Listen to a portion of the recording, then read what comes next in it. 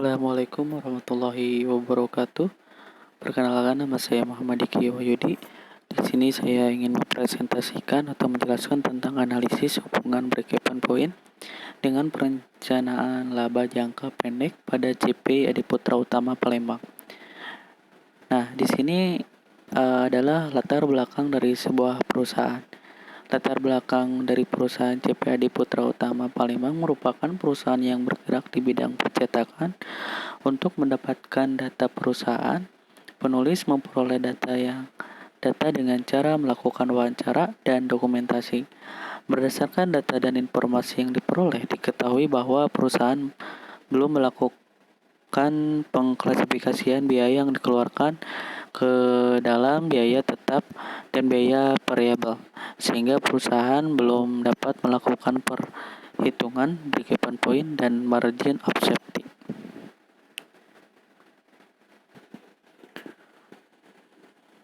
Nah, sekarang data dari sebuah perusahaan. Data dari perusahaan CP Adiputra Palembang ini, pokok-pokok pembahasan terhadap permasalahan pada bab ini adalah sebagai berikut. Nah, pada perusahaan ini kita membagi dalam 3 ya. 1. Pengklasifikasian biaya ke dalam biaya tetap dan biaya variabel. 2. Analisis break-even point sebagai alat perencanaan laba yang terdiri dari A. Analisa perhitungan break-even point, B. Perencanaan laba dengan menggunakan break-even point. Yang ketiga, analisis terhadap perhitungan margin of safety. Nah, dalam pengolahan data, yang pertama kita bahas adalah pengklasifikasian biaya ke dalam biaya tetap dan biaya variabel.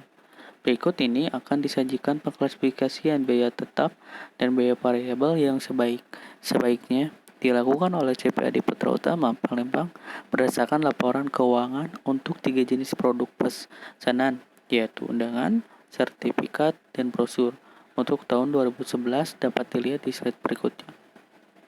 Nah, kita bisa lihat bersama, yaitu pengklasifikasian biaya tetap dan biaya variabel untuk 2.500 undangan tahun 2011, data rupiah dalam rupiah, yaitu mendapatkan total 11.237.000. Nah, si undangan ini dalam biaya tetap dan biaya variabel dalam 2.500 undangan dia mendapatkan total 11.237.000 rupiah. Nah, untuk pengolahan data yaitu dengan barang sertifikat, pengklasifikasian dengan biaya tetap dan biaya variabel untuk 900 sertifikat tahun 2011 dengan datanya 900 sertifikat dia mendapatkan total 4.385.000 rupiah.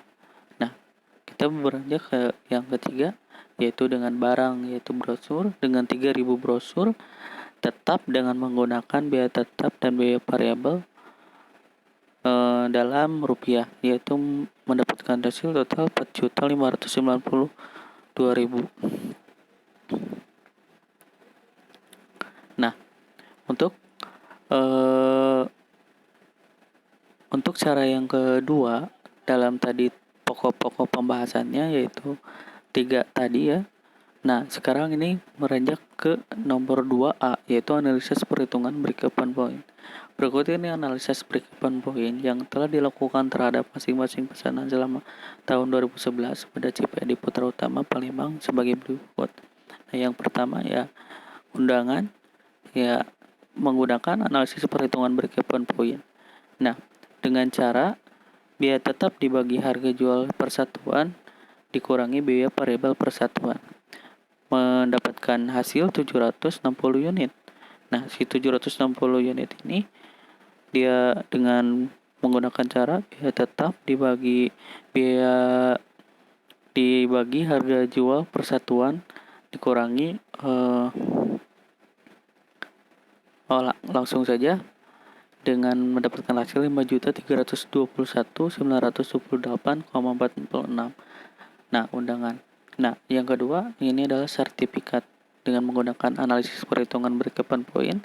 dia mendapatkan hasil 3.759.199,46. Nah, untuk sertifikat ini sama dengan tadi ya caranya, dan sama mendapatkan nilai 760 unit untuk ininya ya, untuk persatuannya. Nah, untuk rupiahnya dia mendapatkan 3.759.199,46. Nah, untuk yang ketiga yaitu barang dengan brosur dengan tadi mempunyai nilai 900 brosur, dia mendapatkan syarat 1.754 unit. Nah, untuk satuannya. Nah, untuk rupiahnya dia mendapatkan 3.507.964,602. Nah, untuk pengolahan data yang ketiga yaitu dengan perhitungan margin of safety dalam hubungannya dengan break-even point. Nah, hasil penjualan pada tingkat break-even point jika dihubungkan dengan penjualan yang dianggarkan, maka akan diperoleh informasi mengenai berapa besar volume penjualan yang boleh turun sehingga perusahaan tidak mengalami kerugian. Margin of safety berguna jika perusahaan ingin mengetahui informasi mengenai berapa volume penjualan yang dianggarkan boleh turun. Dengan demikian, margin of safety untuk masing-masing pesanan seperti pesanan undangan selama tahun 2011 pada CPAD Putra Utama Palembang adalah sebagai berikut.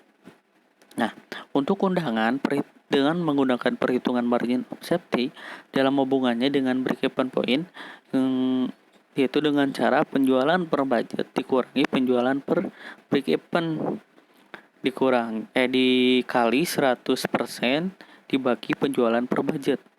Nah, dengan mempunyai nilai 17.500 dikurangi 5.321.928,46 dikali 100% dikurangi 17.500. Nah, dia mempunyai hasil 69,58%. Nah, untuk sertifikat dia dengan menggunakan cara yang sama dia mendapatkan nilai 15,57%.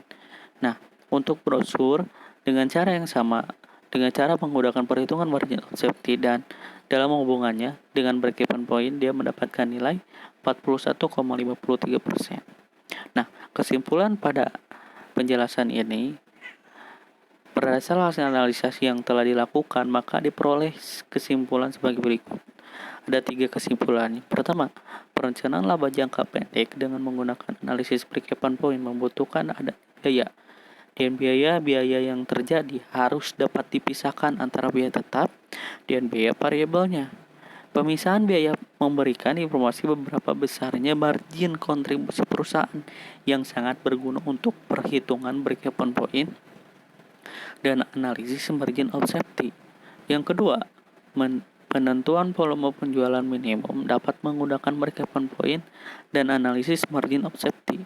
Sebab dengan analisis tersebut akan menghasilkan informasi yang sangat berguna bagi perusahaan untuk mengetahui beberapa besar penurunan yang boleh terjadi pada penjualan yang dianggarkan oleh perusahaan untuk mengetahui berapa besar penurunan yang boleh terjadi dari penjualan yang dianggarkan oleh perusahaan atau tingkat penjualan yang aman untuk dilakukan agar perusahaan tidak menderita kerugian.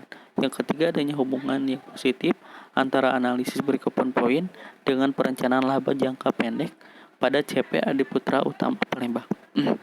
Nah, hanya segitu saja dari saya. Mohon maaf bila ada kekurangan dan mohon maaf bila ada pembacaan yang salah dari saya. Wassalamualaikum warahmatullahi wabarakatuh.